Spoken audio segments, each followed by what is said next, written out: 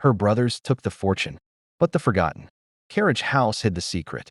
Their father trusted only her to find. Before we dive into today's unforgettable story, make sure you subscribe to the channel and become part of our amazing YouTube family. Hit the like button and let me know in the comments where you're watching from and what time it is in your city right now. All right, settle in, because this story begins with a forgotten Carriage house and a secret no one saw coming. The day Eleanor Whitmore's father died, the mansion somehow became louder than it had ever been while he was alive. Voices echoed endlessly through the marble hallways. Lawyers, relatives, estate managers, her brothers arguing quietly over financial details they pretended weren't already on their minds. Long before the funeral flowers arrived, Eleanor stood near the massive library windows, watching snow drift slowly across the gardens outside. While grief pressed heavily against her chest, the world felt strangely unreal, like everyone else had already moved forward, while she remained emotionally frozen somewhere inside the hospital room, where her father took his final breath. 3 nights earlier, "You should eat something," her aunt whispered gently beside her. Eleanor nodded automatically, even though she wasn't hungry. Truthfully, she barely remembered the last time she ate properly. Loss changes ordinary things first. Sleep, appetite, time itself. Everything becomes blurry, muted, distant. Across the room, her older brothers Richard and Henry spoke confidently beside the estate lawyer, while flipping through property documents. Their voices carried the same tone they always used growing up. Certain, entitled, sharp enough to dominate every room they entered. People naturally listened when Richard spoke, even when he was wrong, especially when he was wrong. Henry was quieter but colder somehow, more strategic. He rarely raised his voice because he didn't need to. Between the two of them, Eleanor spent most of childhood learning how to disappear politely inside conversations. Not intentionally at first, just naturally. Whenever family discussions became competitive, loud, or financially focused, Eleanor quietly faded into the background while her brothers fought for attention. Her father noticed. He always noticed. That was the strange thing about him. Despite being surrounded by powerful personalities his entire life, he somehow understood silence better than anyone else in the family. As children, Richard and Henry followed their father through boardrooms, construction sites, and investment meetings.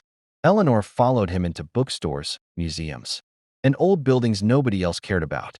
She remembered standing beside him for hours inside forgotten libraries, while he admired architecture details hidden in ceilings.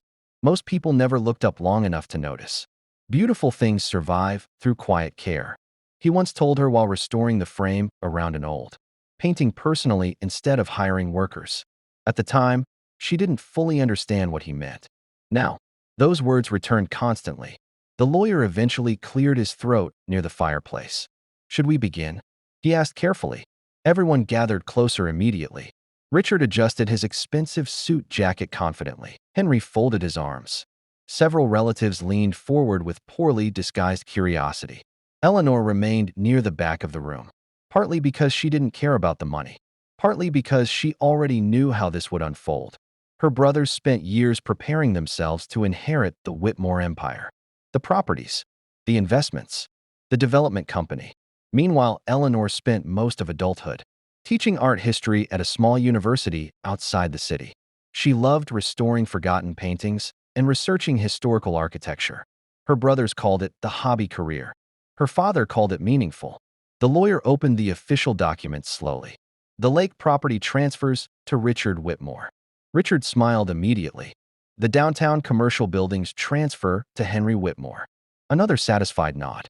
Then came investment accounts, vacation properties, land ownership rights, stock portfolios. Everything enormous and valuable moved steadily toward her. Brothers exactly as expected. No surprises, no emotional moments, just business. Eleanor listened quietly while grief slowly transformed into something colder. Not anger exactly, distance.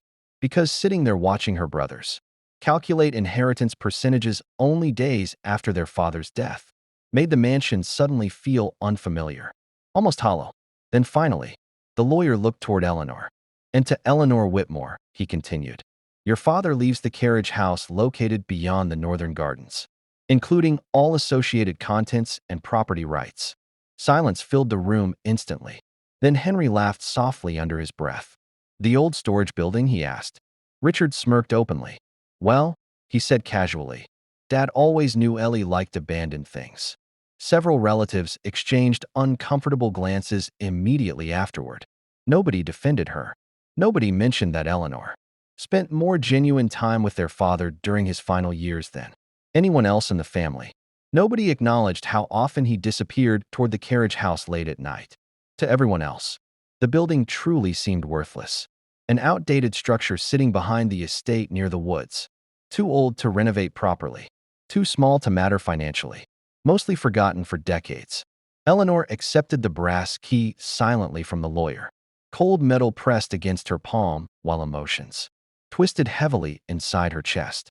Because despite the humiliation surrounding the moment, something about the inheritance felt intentional. Her father chose that building specifically, and he rarely acted without reason. After the meeting ended, her brothers remained inside the mansion, discussing appraisals and property transitions, while relatives circled them eagerly. Eleanor slipped away quietly through the back hallway and stepped outside into the cold winter air. Snow covered the gardens softly beneath fading gray skies. The estate stretched enormous behind her. Beautiful, impressive, emotionally empty. As she walked farther toward the northern woods, the noise from the mansion slowly disappeared until only wind and crunching snow remained. Then finally, the carriage house appeared through the trees. Exactly as she remembered. Large wooden doors faded with age. Stone foundation partially covered in ivy. Tall windows clouded with dust. Most people saw abandonment, but Eleanor remembered warmth there. Music drifting softly through summer nights. Her father carrying boxes inside carefully while believing nobody noticed. The warm glow of lantern light through dusty windows long after midnight. As children, Richard and Henry avoided the carriage house constantly because they thought it smelled strange and looked haunted. Eleanor loved it, not because it was beautiful, because it felt honest. Unlike the polished mansion filled with performance and expectation, the carriage house felt personal somehow, human. She stepped closer slowly while snow drifted around her boots, then paused near the entrance unexpectedly. Her father's footprints, faint, nearly covered by snow now, but visible. Her pulse tightened immediately, because according to everyone, her father hadn't visited the property during his final weeks. Yet the tracks suggested otherwise. Eleanor unlocked the old wooden doors carefully. The hinges groaned softly as cold air moved outward carrying familiar scents. Cedar wood, dust, oil paint, old paper, memory itself. Weak afternoon light spilled across the interior, revealing old furniture covered in white sheets. Shelves filled with forgotten boxes, antique tools, and cracked mirrors leaning against stone walls. At first glance, it truly looked abandoned. Still, something felt wrong. Not dangerous wrong, intentional wrong. Like certain details didn't match the appearance surrounding them. Eleanor walked deeper inside slowly. The wooden floor creaked beneath her boots while snowflakes drifted through cracks near the roof overhead. Then she noticed it. One section of floor near the far wall looked cleaner than everything surrounding it. No heavy dust buildup, no thick cobwebs, and faint scrape marks crossed the wood nearby. Long, repeated, fresh enough that they interrupted the settled dust pattern around them. Her heartbeat slowed immediately, focused, because suddenly, the carriage house no longer felt forgotten. It felt hidden. She crouched beside the marks, carefully brushing her fingers across the floorboards. Definitely recent, definitely deliberate. Then her eyes lifted slowly toward the enormous wooden cabinet resting against the wall nearby, heavy enough that nobody would casually move it. Yet somehow, deep inside, Eleanor already knew something waited behind it. And for the first time since her father died, grief gave way to curiosity strong enough to overpower sadness itself. For several long seconds, Eleanor simply stared at the massive wooden cabinet without moving. The entire carriage house felt strangely still around her. Wind brushed softly against the old windows while snow continued falling outside. But inside, everything felt suspended, waiting. Her heartbeat echoed loudly in her ears. As she stepped closer toward the scrape, marks crossing the floorboards. Fresh, not brand new, but newer than anything else surrounding them. That detail alone changed everything. Because according to her brothers, nobody touched this building for years. Yet clearly, someone had. And deep down, Eleanor already knew who. Her father. The realization tightened painfully inside her chest. Not because it frightened her, because suddenly, she realized how much of his life remained hidden even from the people closest to him. She placed both hands against the cabinet carefully. The wood felt cold beneath her fingers. Heavy, solid oak. As a child, she remembered this cabinet standing in the exact same place, near the far wall while old horse equipment and dusty blankets filled its shelves. Back then it seemed enormous. Now, it felt deliberate, like a door disguised as furniture. Eleanor pushed slowly. At first nothing happened. Then gradually, with a deep wooden groan, the cabinet shifted several inches across the floor.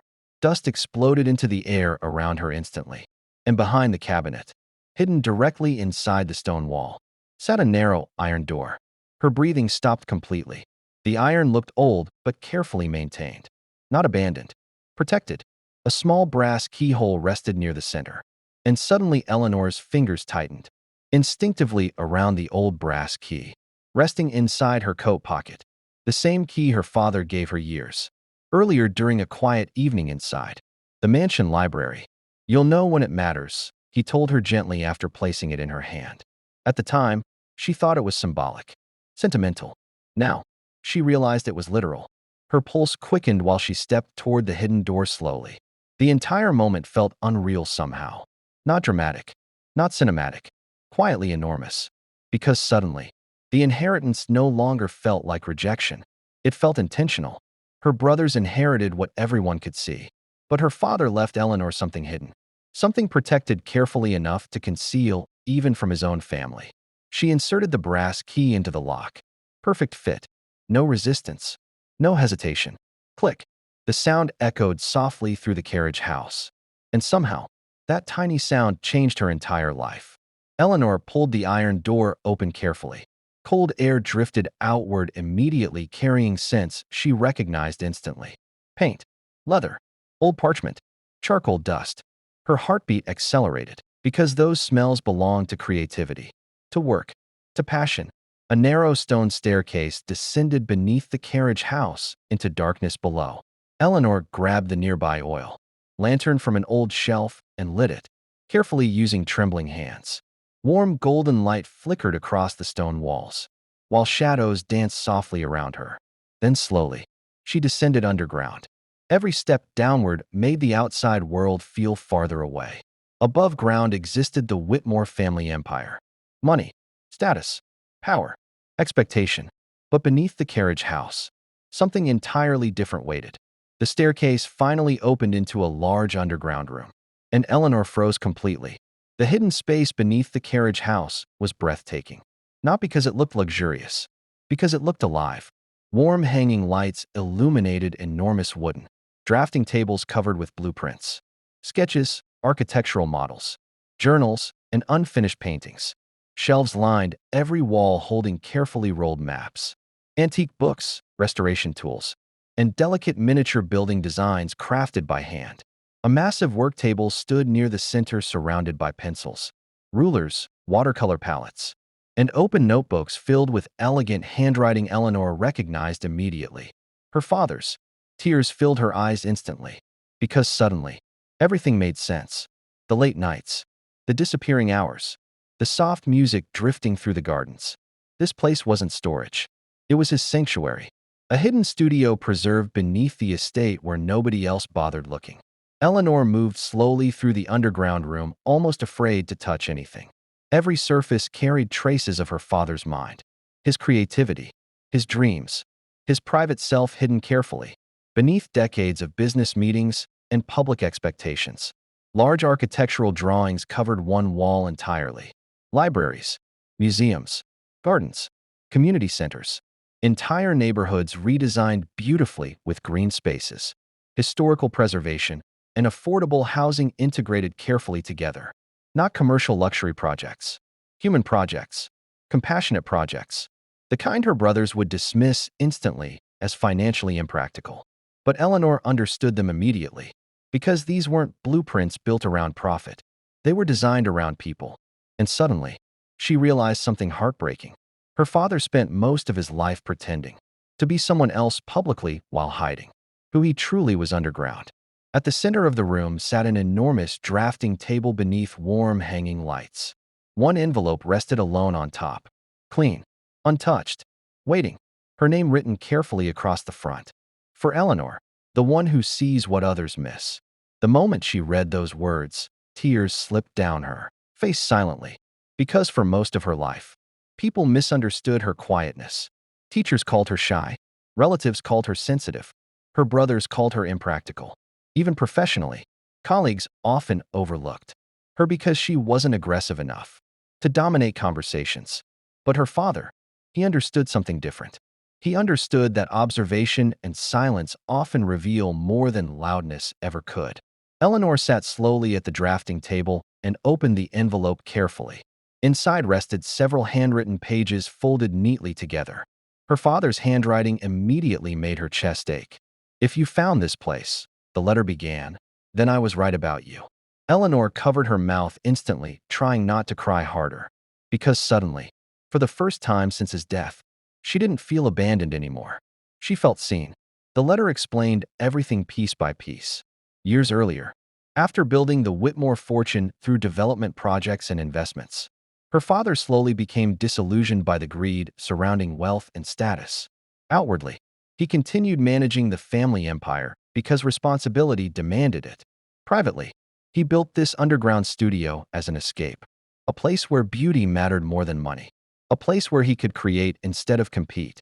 He spent decades designing restoration projects for forgotten towns, libraries, historic neighborhoods, and community spaces wealthy investors ignored completely.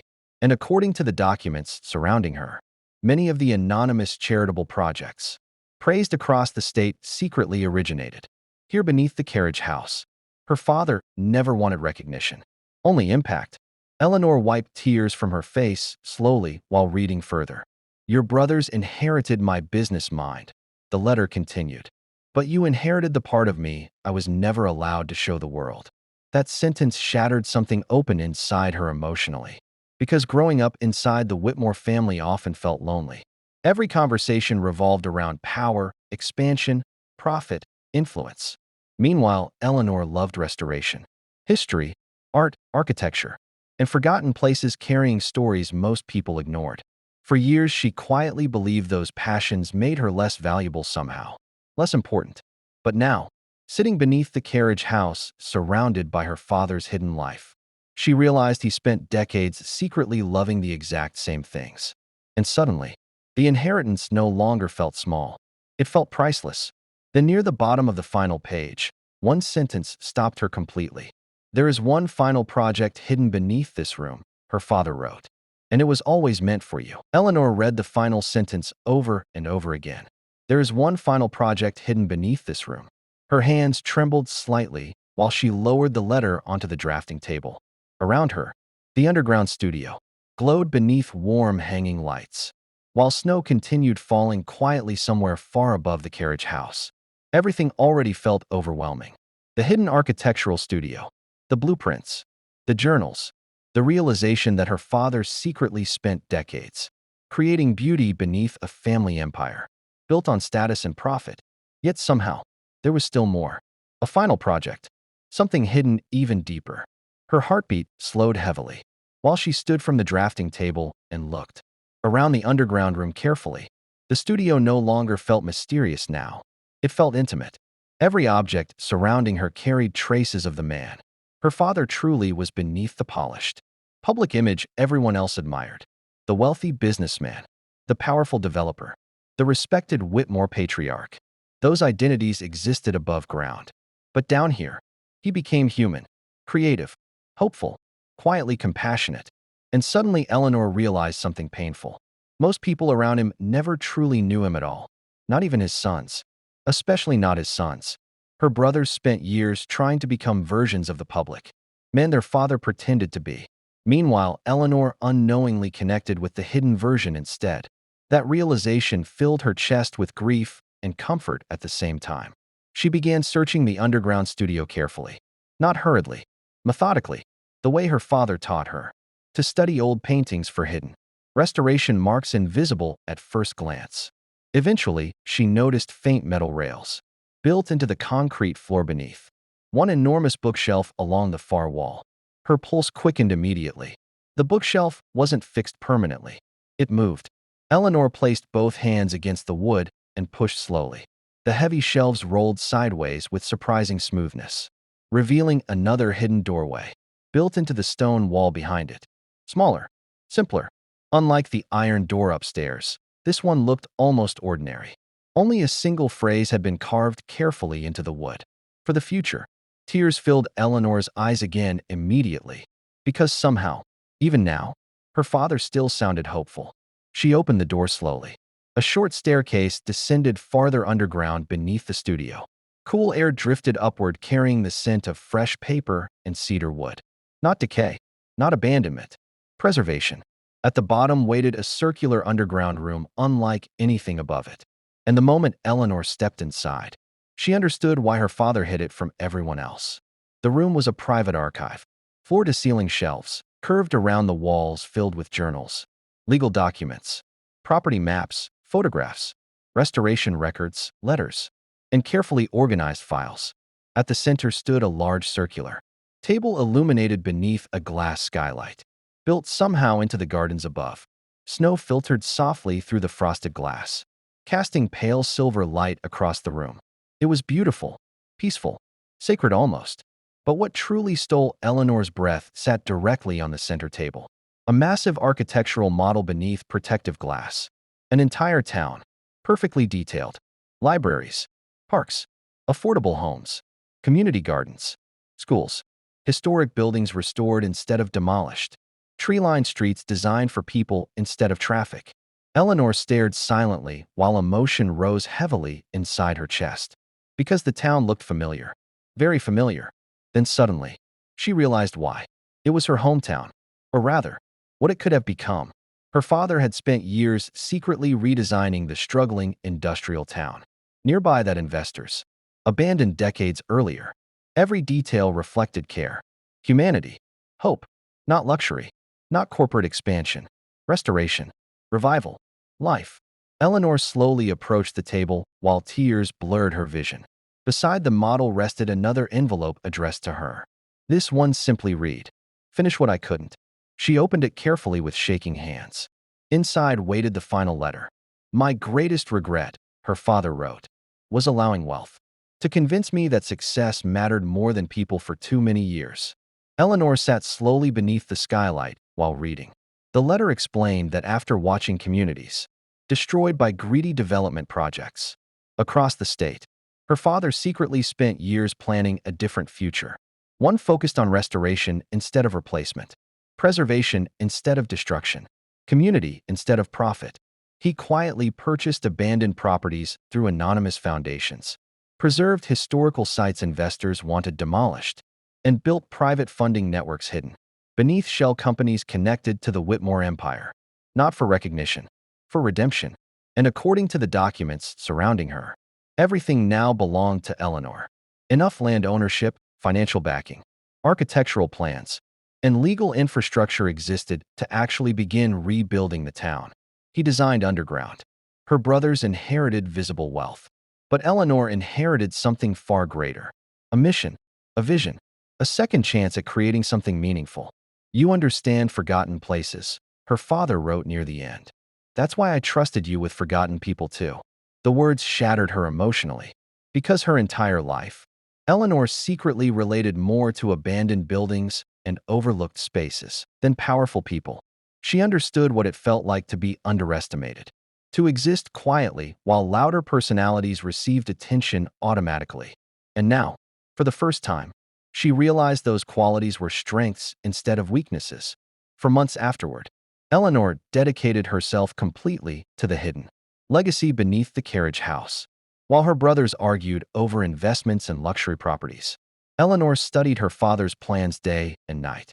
She met historians, architects, preservation experts, and community leaders connected secretly to her father's underground work. Many already knew about the anonymous benefactor, helping forgotten towns survive financially. None realized it was her father. and none expected Eleanor to continue his mission. But she did. Slowly, carefully, patiently, exactly the way he taught her. The first restoration project began 6 months later. Then another. Then another. Old buildings reopened. Libraries returned. Historic neighborhoods transformed instead of being demolished. Jobs appeared. Families returned. Communities once abandoned slowly came back to life. News articles eventually praised the mysterious restoration movement revitalizing forgotten towns across the region. Her brothers remained confused for months. "How are you funding all this?" Richard finally asked one evening after seeing Eleanor featured in a national magazine article beside one of the restored communities. Eleanor looked toward the distant carriage house glowing warmly beneath winter lights, then back toward him calmly. "Dad left me everything important," she answered softly. Richard frowned slightly. "But all you inherited was that old building." Eleanor smiled gently, because finally, she understood something her father spent years trying to teach her without words. People who only value obvious wealth often overlook the most extraordinary things standing right in front of them. The carriage house, the hidden studio, forgotten towns, quiet daughters, all dismissed because their value wasn't immediate enough. Yet beneath dust, silence, and neglect, entire futures waited patiently for someone willing to look deeper. Late one snowy evening, Eleanor stood alone outside the carriage house while warm golden light spilled softly through the old windows into the gardens. The mansion behind her still stood enormous and impressive, but emotionally, it felt smaller now somehow, because hidden beneath the forgotten carriage house rested more heart, purpose, and humanity than all the visible wealth surrounding it combined. And as snow drifted quietly across the estate, Eleanor finally understood the greatest inheritance her father left behind. Not money, not property, not power. The courage to rebuild forgotten things the world stopped believing in.